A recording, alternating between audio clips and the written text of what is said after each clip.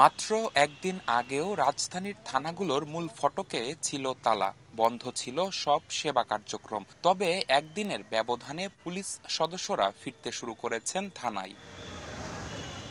শুক্রবার সকাল থেকে খুলতে শুরু করে থানাগুলো। থানায় এসে আবেগ আপ্লুত হয়ে পড়েন পুলিশ সদস্যরা। জানান, ভীতিকর অবস্থা কাটিয়ে উঠতে পেরেছে সবাই। সহকর্মী হারানোর বেদনা নিয়ে কাজ শুরু করে জনগণের আবারও আস্থা অর্জন করতে চান তারা।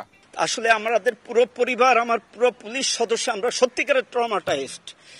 তার ভিতরে আমরা আসলে জনগণের প্রয়োজনেই কাজ করি। আমাদের ব্যর্থতা অনেক সময় আমরা জনগণকে বুঝাইতে পারি না, যেহেতু আমরা সবসময় কমান্ডে কাজ করি, একটা চেন অফ কমান্ড কাজ করে। আমরা এর আগেও যা করছি অর্ডারে করছি, আজকেও অর্ডার করেছে, তাই আমি থানায় চলে আসছি। সকল স্থানীয় যারা তেজগাঁর যত জনগণ আছেন, যারা আমাদের যারা সম্মানিত যারা সিটিজেন আছেন, তাদের কাছে আমি রিকোয়েস্ট করব যে আপনারা তেজগাঁ থানায় আসেন। এখানের পরিস্থিতি অত্যন্ত ভালো। এখানে সকাল থেকে আমরা জিডি ওপেন করেছি এবং সামগ্রিক পুলিশিং যত কার্যক্রম এখন থেকে আমরা এখানে শুরু করব এবং সব ধরনের যে জনগণের যে সহায়তা, পুলিশি সহায়তা আমরা এখান থেকে প্রদান করব।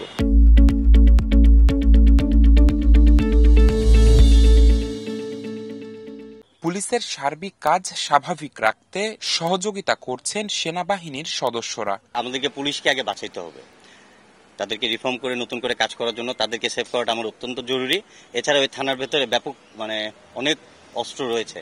যদি এগুলো সন্ত্রাসীদের কাছে চলে যেত তাহলে এটা আমাদের নিরাপত্তার জন্য একটা চ্যালেঞ্জ হয়ে যেত।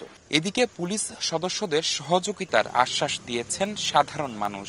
এই দেশের আপামর জনগণের চাহিদা এই মুহূর্তে যে সমস্ত থানাগুলি চালু হোক। আমাদের সেনাবাহিনী বাইরে আছেন, পাশাপাশি আমরা সাধারণ জনতা, ব্যবসায়ী, আমরাও ওনাদেরকে সহযোগিতা করব। সময়ের সঙ্গে সঙ্গে পরিস্থিতি স্বাভাবিক হওয়ার প্রত্যাশা সবার। নিবিড় সাহা, সময় সংবাদ, ঢাকা।